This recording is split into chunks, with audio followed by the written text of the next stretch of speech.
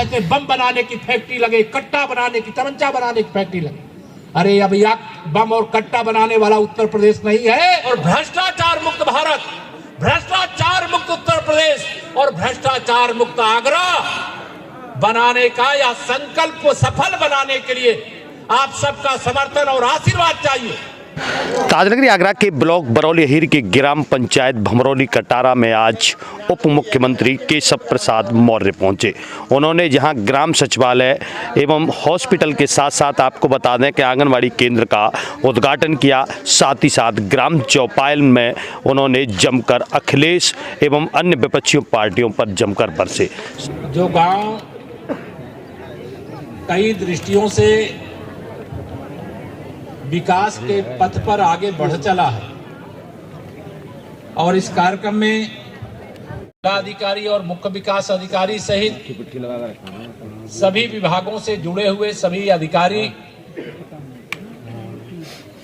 मेरे बड़े बुजुर्ग, मेरी माताओं बहनों, मेरे नौजवान दोस्तों, मेरे पत्रकार मित्रों, मैं आप सबके सामने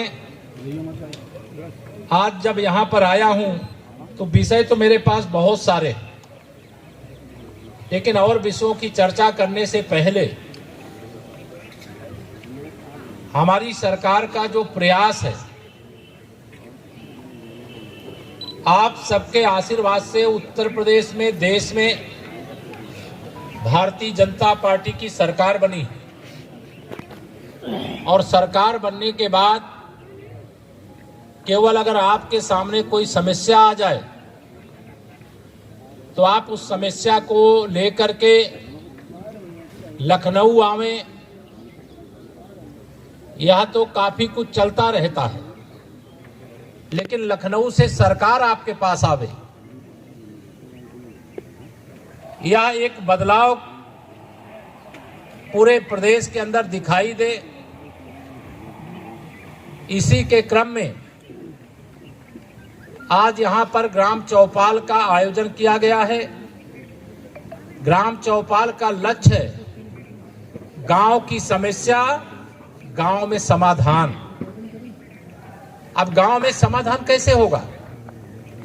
अब यहां पर अगर कोई समस्या है, उस समस्या का समाधान होना चाहिए। यहां सारे अधिकारी और कर्मचारी सब बैठे हुए हैं और मैं खुले मंच से बिना किसी झिझक के, बिना संकोच के यह बात निर्देशित करते हुए कहना चाहता हूं, हमारा गांव का गरीब हो, किसान हो, मजदूर हो, नौजवान हो, बड़े बुजुर्ग हो, कोई अगड़ी जाति का हो, पिछड़ी जाति का हो, अनुसूचित जाति का हो, हमारी सरकार का मतलब सबका साथ, सबका विकास।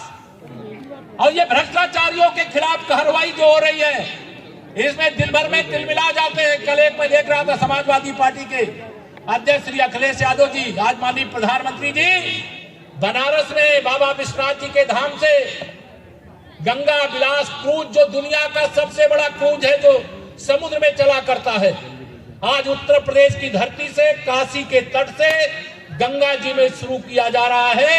अखिलेश जी ने कहा कि अगर ये क्रूज चलेगा तो मेरे नाविक भाइयों का रोजगार चला जाएगा। अरे कोई क्रूज कोई 1 किलोमीटर चलता है, 2 किलोमीटर चलता है? अरे क्रूज तो चलेगा, काशी से पहुंचेगा कलकत्ता मां काली के धाम में, जाएगा बांग्लादेश तक जाएगा, यात्री भी जाएंगे, सामान भी जाएगा। दुनिया के किसी देश में आगरा वाले बहुत जाते रहे होंगे, क्योंकि दुनिया भर के लोग आगरा भी आते हैं, और जब यहाँ आते हैं तो यहाँ वाले भी कहीं ना कहीं गए होंगे। किसी देश में जाओ, छोटे छोटे नाले जैसी नदियां हैं, उसमें क्रूज चला रहे हैं और हमारे देश से लोग जाते हैं, उसमें बैठ करके हजारों नहीं लाखों रुपया खर्च करके विदेश में चले आते हैं। अब विदेश वालों में हमारे लोगों ने जाके खर्चा किया है, तो दुनिया के देश वाले आकर के भारत में खर्चा करेंगे, तो भारत में खर्चा करेंगे तो हमारे लोगों को रोजगार मिलेगा कि नहीं मिलेगा? अगर काशी से कलकत्ता जा रहा है आज क्रूज, तो आप विश्वास रखिएगा काशी से आगरा भी आएगा यमुना जी के रास्ते, और दिल्ली भी पहुंचने का रास्ता बनेगा। अगर आज आकाश मार्ग से जाने की व्यवस्था है, रेल मार्ग से जाने की व्यवस्था है, सड़क मार्ग से जाने की व्यवस्था है, तो जल मार्ग से भी जाने की व्यवस्था या सरकार ने कदम बढ़ाने का काम किया है। लेकिन इनको तो लगता है ये क्यों ऐसा हो रहा? अगर ऐसा हो जाएगा तो रोजगार नौजवानों को मिल जाएगा, उनका भविष्य भी उज्जवल हो जाएगा। वो चाहते बम बनाने की फैक्ट्री लगे, कट्टा बनाने की, तमंचा बनाने की फैक्ट्री लगे। अरे अब यह बम और कट्टा बनाने वाला उत्तर प्रदेश नहीं है, यहाँ तो डिफेंस कॉरिडोर है। दुश्मन के घर में घुस करके मिसाइल को गिराने वाला यहाँ डिफेंस कॉरिडोर में रक्षा, देश की सेनाओं के लिए युद्ध की सामग्री बनाने का यह क्षेत्र आगरा भी है। मालूम है कि नहीं आप लोगों को मालूम है? अभी ग्लोबल इन्वेस्टर समिट हो रही है, 10 लाख करोड़ का लक्ष्य रखा था, 17 लाख करोड़ निवेश का प्रस्ताव आ गया है। अभी यहां पर G20 के देशों की समिट हो रही है। आगरा चमकने जा रहा है, तेजी से विकास हो रहा है कि नहीं हो रहा है? यह सब जो बदलाव है आप सबके आशीर्वाद से, अन्यथा यह सारा विकास कागज में होता, ये घर भी कागज में बनते, ये शौचालय भी कागज में बनते, या गोआश्रय स्थल भी कागज में बनते, बिजली भी कागज में 24 घंटे आती। आप यहाँ कहते, आपसे पूछा जाता तो नहीं 24 घंटे नहीं आती। मैं नहीं कह रहा हूँ 24 घंटे आ रही है, ये आप कह रहे हो 24 घंटे बिजली आ रही है। यह जनता की आवाज है, और जनता की आवाज की ये ताकत लेकर के, आशीर्वाद लेकर के मैं यहाँ से जाऊंगा। और आप सबको जो मैं चाहूंगा, यहाँ जिलाधिकारी जो आगरा बैठे हुए हैं, सारे अधिकारी बैठे हैं, जो कार्रवाई यहाँ गांव के हित की है, अवैध कब्जे खाली होने, गरीब का कब्जा है तो उस गरीब के कब्जे को खाली कराने से पहले अगर उसके पास रहने का कोई दूसरा स्थान नहीं है तो उसको वैकल्पिक व्यवस्था करिएगा और उसके बाद उससे खाली कराइएगा। गरीब कल्याण को समर्पित सरकार है, किसान की आमदनी बढ़ाने के लिए समर्पित सरकार है।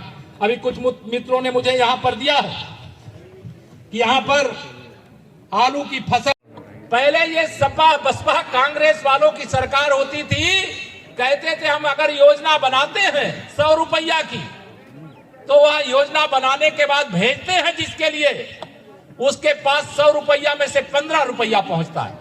और हम छाती ठोक करके कहते हैं कि हमारी सरकार केंद्र में बैठी है, प्रदेश में बैठी है, चाहे हमारे माननीय प्रधानमंत्री जी, चाहे हमारे आदरणीय मुख्यमंत्री जी, 100 रुपया हो, चाहे 10,000 हो, चाहे लाख रुपया हो, जितना आपके नाम पर योजना बनाते हैं, सीधा एक बटन दबा करके आपके खाते में वो पैसा भेजवाने का काम कर। भ्रष्टाचार मुक्त भारत, भ्रष्टाचार मुक्त उत्तर प्रदेश और भ्रष्टाचार मुक्त आगरा बनाने का या संकल्प को सफल बनाने के लिए आप सबका समर्थन और आशीर्वाद चाहिए।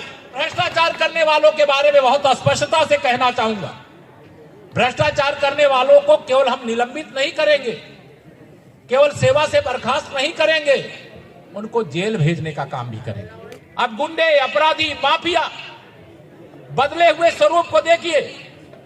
पहले गुंडे, अपराधी, माफिया जमीनों पर कब्जा करते थे कि नहीं करते थे, बताइए। और मुझे खुशी है, मैं भी एक ऐसे परिवार से ही आता हूं जिस परिवार के सामने गरीबी रही, जिस परिवार ने तमाम सारे जीवन के संकट झेले।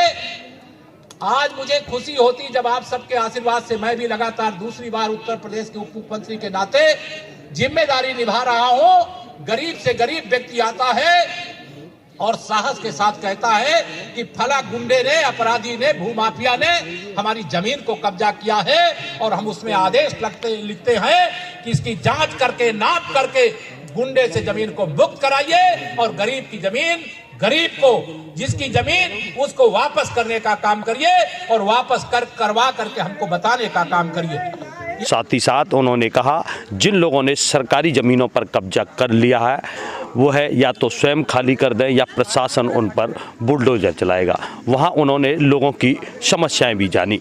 चौप सिंह सक्सेना, आगरा।